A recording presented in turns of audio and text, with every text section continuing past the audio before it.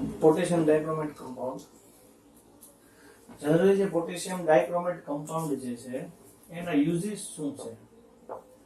સો potassium dichromate compound છે એના main uses છે કે એઝો કમ્પાઉન્ડના ફોર્મેશનમાં એનો યુઝ થાય. સો એઝો કમ્પાઉન્ડનો મીનિંગ એવો છે કે એન ડબલ બોન્ડ એન હોય અને ડાઈસ બનાવવા માટે યુઝ થાય. તો એવું તમને લર્ન કરાવેલું છે કે ડાઈસ બનાવવા માટે યુઝ થાય. બીજું છે સો Fe+2 છે અને Fe+3 માં કન્વર્ટ કરે એટલે એવું થાય કે એના ઓક્સિડેશન ની અંદર એનો યુઝ થાય. બીજું છે કે Na2Cr2O7 પ્લસ કોન્સન્ટ્રેટેડ H2SO4 હોય, આનાથી ક્રોમિક એસિડ એવું જનરેટ થાય અને એ જે ક્રોમિક એસિડ જનરેટ થાય એનો યુઝ છે ઈ આલ્કોહોલ છે એનું કન્વર્જેશન કાર્બોક્સિલિક એસિડમાં કરવા માટે યુઝ થાય. So alcohol convert into carboxylic acid. Okay,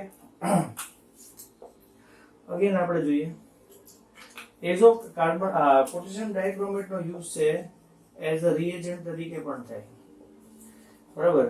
અને પોટેશિયમ ડાયક્રોમેટ છે, બરાબર, ઈ પોતે ઓક્સિડેશન એજન્ટ છે, બરાબર, ઓક્સિડેશન એજન્ટ તરીકે પણ વર્ક કરે. અને બીજો એનો જે છે સો એનિમલ જે સ્કિન હોય એના છે એના એનિમલ સ્કિન ના રિલેટેડ જે કંઈ પણ ઇન્ડસ્ટ્રીઝ હોય એની અંદર એનો યુઝ થાય, બરાબર. સો આ બધા છે એ પોટેશિયમ ડાયક્રોમેટના યુઝિસ છે. હવે જનરલી એવું હોય કે યુઝિસ છે એ પ્રિપરેશનની પછી આપણે જોવાના હોય. આ તો પ્રિપરેશન પહેલા જ યુઝિસ આવી ગયા છે. હવે જોઈએ આપણે અહીંયા સ્ટાર્ટિંગ કઈ રીતે થાય કે પોટેશિયમ ડાયક્રોમેટનું ફોર્મેશન કરવું હોય તો આપણી પાસે જોવે ક્રોમાઇટ ખનિજ FeCr2O4. સો ક્રોમાઇટ આપણી પાસે જે મિનરલ્સ છે એવું આપણે ક્યાં જોઈ ગયા? એવું આપણે સોલિડ સ્ટેટના લાસ્ટ પોઈન્ટમાં જોયું હતું.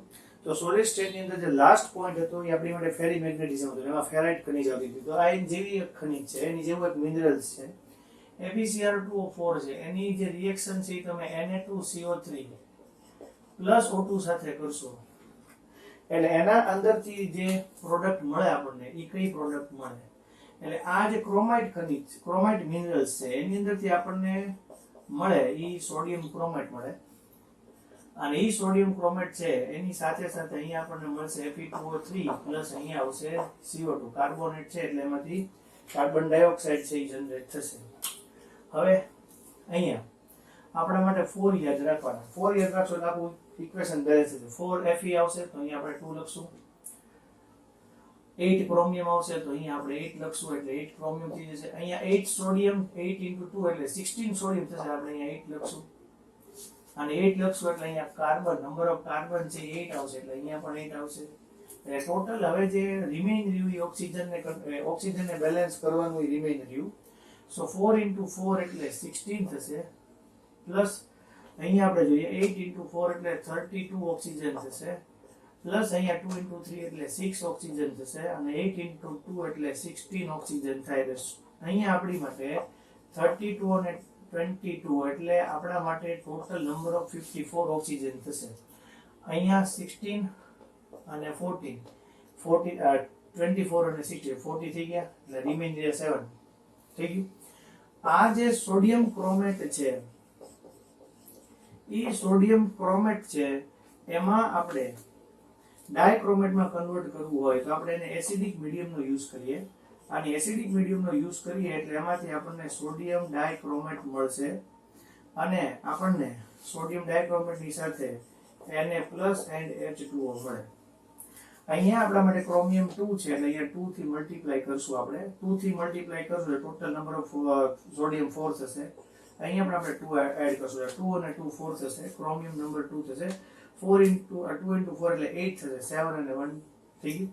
અહીંયા 2 પ્લસ હશે, અહીંયા +2 આ બાજુ, આ લેફ્ટ સાઈડમાં +2 રાઈટ સાઈડમાં +2 બેલેન્સ થઈ ગયું. અને લાસ્ટ છે Na2Cr2O7 પ્લસ કોન્સન્ટ્રેટેડ પ્લસ એને આપણે KCl સાથે રિએક્શન કરશું. સ્ટાર્ટિંગમાં આપણને ક્રોમેટ મળે પણ આપણે જ્યારે એની KCl સાથે રિએક્શન કરશું ત્યારે આપણને મળશે પોટેશિયમ ડાયક્રોમેટ. અને આ જે પોટેશિયમ ડાયક્રોમેટ જે છે, બરાબર, એમાંથી આપણને K છે એ એની અંદર જોડાઈ ગયું તો Na છે એની અંદર Cl જોડાશે એટલે NaCl આપણને રિમેઇન રહેશે. બરાબર, એટલે અહીંયા આવશે K2Cr2 છે અને 2NaCl, એટલે 2NaCl થશે. K2Cr2 છે એ આપણા માટે કેવો છે, એમાં વોટર મોલેક્યુલ એડ થયેલા છે. K2Cr2 ઓલવેઝ ઇન્ટુ 2H2 હશે, બરાબર, એ હાઇડ્રેટેડ હશે અને 2H2 હશે. આ પોટેશિયમ ડાયક્રોમેટ છે એની પ્રોસેસ થઈ, બરાબર. કઈ રીતે આપણને મળે? ક્રોમેટ Na2CO3 7O2, ક્રોમેટ sodium ક્રોમેટ Fe2O3 8CO2, balance કર્યું અહીંયા 4 યાદ રાખીને. ક્રોમેટ ને એસિડિફાઈડ કરીએ એટલે આપણને ડાયક્રોમેટ મળે. ડાયક્રોમેટમાં ગેસેસ સાથે રિએક્શન કરે, પોટેશિયમ ડાયક્રોમેટ NaCl છૂટું પડે. નેક્સ્ટ આપણે અહીંથી આગળ જઈએ. હવે જે છે પોટેશિયમ ડાયક્રોમેટ છે એમાં કેવું હોય તમને સૌ સમજાવું કે પોટેશિયમ ડાયક્રોમેટ છે એનો ટોટલ મોલેક્યુલર વેટ છે 294 મોલેક્યુલર વેટ છે. પોટેશિયમ છે 39 છે, ક્રોમિયમ છે 52 છે, આ 16 છે. 39 2 78 થાય, આ 104 થશે, આ 112 થશે, 6 ને 8 4 થશે, 294. હવે આનો જે ઓક્સિડેશન નંબર છે એ 6 છે. સો મોલેક્યુલર વેટ લઈને આપણે જો સોલ્યુશન છે એ 1000 ml માં બનાવીએ તો એ આપણી માટે મોલર સોલ્યુશન બને. બટ 294 છે અને ડિવાઇડેડ બાય 6 કરીએ એટલે 49 થાય, તો આપણા માટે એ જે સોલ્યુશન બને એ નોર્મલ બને. આવું તમને રેડોક્સ છે એના ટાઈમમાં શીખવાડ્યું હતું. હવે આપણી પાસે જો ક્રોમેટ છે પણ એ ક્રોમેટ ની અંદર આપણે એસિડિક પાર્ટ ઉમેરીએ, એડ કરીએ, સો ઈ કન્વર્ટેડ ઇન્ટુ ડાયક્રોમેટ અને પ્લસ H2 રિમૂવ થાય. H પ્લસ હોય તો H2, OH માઇનસ હશે તો H2. આ ટોટલ ક્રોમિયમ 1 છે, આ 2 છે, સો એ મલ્ટીપ્લાઇડ બાય 2 થશે. 2 ક્રોમિયમ 2 ક્રોમિયમ, 2 4 જા 8, તો 7 અને 1 8 થશે. 2 2 માઇનસ 4, બરાબર. હવે અહીંયા હાઇડ્રોજન 2 છે, ત્યાં 2 એડ કરીશું એટલે -4 પ્લસ 2, આ 2 ઇન્ટુ 2 એટલે -4, 2 પ્લસ 1 એટલે 2, અહીંયા -2 આવશે. સો -4 માંથી +2 કટ થશે એટલે -2 થઈ ગયું. એટલે ક્રોમેટ કન્વર્ટેડ ઇન્ટુ ડાયક્રોમેટ. અને ડાયક્રોમેટ છે એમાં આપણે OH માઇનસ એડ કરીએ, સો એમાંથી આપણને મળશે ક્રોમેટ. OH માઇનસ હોય તો એમાંથી આપણને મળશે H2. અહીંયા 2 ક્રોમિયમ છે તો અહીંયા 2 એડ થશે, 2 ઇન્ટુ 4 એટલે 8 થશે, 7 અને 1 8 થયા. બટ હવે આ -2 છે, આ -4 છે, તો અહીંયા -2 કરવું પડે, તો અહીંયા 2 એડ કરું, 2 એડ કરું એટલે જો H2, 2 ઇન્ટુ 4 8 અને 9 થઈ ગયું. સો અહીંયા ક્રોમેટ છે અને ડાયક્રોમેટ, ક્રોમેટ કન્વર્ટેડ ઇન્ટુ ડાયક્રોમેટ. સો ક્રોમેટ કન્વર્ટેડ ઇન્ટુ ડાયક્રોમેટ. ઓકે, એનું રીઝન શું છે કે એનું રીઝન એ છે કે બંનેમાં ક્રોમેટ હોય કે ડાયક્રોમેટ હોય, બંનેમાં ઓક્સિડેશન નંબર છે એ સેમ છે. બંનેમાં ઓક્સિડેશન નંબર કેટલો છે? સેમ છે, એટલે બંને બીજામાં કન્વર્ટ થઈ શકે છે. હવે વોલ્યુમેટ્રિક ની અંદર આનો કયો યુઝ થાય? તો વોલ્યુમેટ્રિક ટાઇટ્રેશન હોય એની અંદર ક્રોમેટ છે એમાંથી એનો એસિડિક મીડિયમનો યુઝ કરીને એમાંથી ક્રોમિયમ +3 આયન જનરેટ થાય છે. H પ્લસ હોય તો H2O બને છે. હવે અહીંયા 2 મોલ છે, અહીંયા 2 મોલ આપણે એડ કરીએ, સો ટોટલ અહીંયા +6 થશે. હવે ટોટલ +6 થશે તો અહીંયા 6 ઇલેક્ટ્રોન છે એ પોતે જનરલી એવું જ હશે, જ્યાં ક્રોમિયમ હશે ત્યાં બધી જગ્યાએ ડાયક્રોમેટ હશે, ક્રોમેટ હશે, ત્યાં આગળ 6 ઇલેક્ટ્રોન કા લોસ કા ગેઇન થશે. સો અહીંયા આખવાનો સેલ બને. પોલિમેરિક ટાઇટ્રેશન કરો, ક્યારેક કોઈ એનોડ તરીકે બિહેવ કરે, કોઈ કેથોડ તરીકે બિહેવ કરે. સો આ એસિડિક મીડિયમ છે, આ આપણી માટે રેડોક્સ ટાઈપની રિએક્શન જ છે, એસિડિક મીડિયમમાં થાય એવી જ રિએક્શન છે. સો અહીંયા ડાયક્રોમેટ છે 2 થઈ ગયા. હવે ટોટલ 7 ઓક્સિજન છે, તો અમારે 7 એડ કરવા જ પડે. તો 7 ઇન્ટુ 2 એટલે 14 હાઇડ્રોજન છે, તો અહીંયા અમારે 14 એડ કરવા પડે. હવે 14 એડ કરું છું એટલે શું થાય છે? આ +4, આ -6, આ -2. સો 14 માંથી 8 કટ થશે, +6 હશે, આવી ગયું +6 સામે છે જ તે. સો આ dichromate converted into Cr+3 ion એવું બને. અને ત્યારે એનો જે ઈ સેલ બને, કારણ કે કોઈ એનોડ તરીકે કોઈ બી કેથોડ તરીકે બિહેવ કરે ત્યારે એના વોલ્ટેજ છે 1.33 વોલ્ટેજ જેવું થાય. હવે એની બધી રિએક્શન છે, તો ક્રોમેટ અને ડાયક્રોમેટ છે એ કયા ટાઈપની રિએક્શન આપે છે એ આપણે જોવું છે. તો આટલું ક્લિયર? ક્રોમેટ ડાયક્રોમેટ, ડાયક્રોમેટ ક્રોમેટમાં કન્વર્ટ થાય એનું મેઇન રીઝન છે કે એનો પોતાનો કોઓર્ડિનેશન ઓક્સિડેશન નંબર 6 હોય. હવે એનું સ્ટ્રક્ચર કઈ રીતનું છે અને એની લાસ્ટ રિએક્શનો કઈ રીતની છે એ આપણે જોઈએ.